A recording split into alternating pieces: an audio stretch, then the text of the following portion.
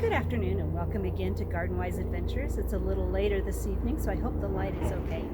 Today we're going to do the last plant of the week for this season. Just not enough of my plants and everybody else's plants are looking good enough to do plants of the week. But the last one I'm going to do is my catmint. Now we showed you in the last week's video how to prune catmint, but if you look behind me, we still have what looks like blooms on the catmint. The reason I love catmint is that it blooms for so long.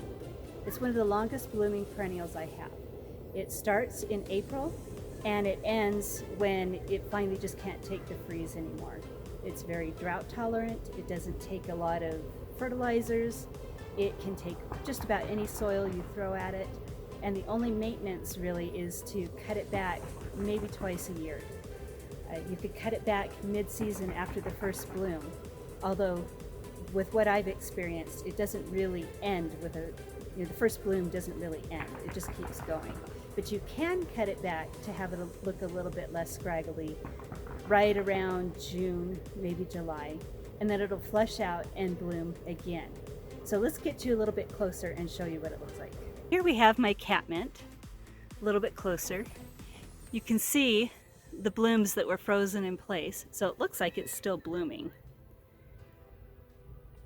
They are actually quite dead, but the leaves are still going strong. Now this will quit on me probably the end, mid-November, and then I'll just cut it all the way back.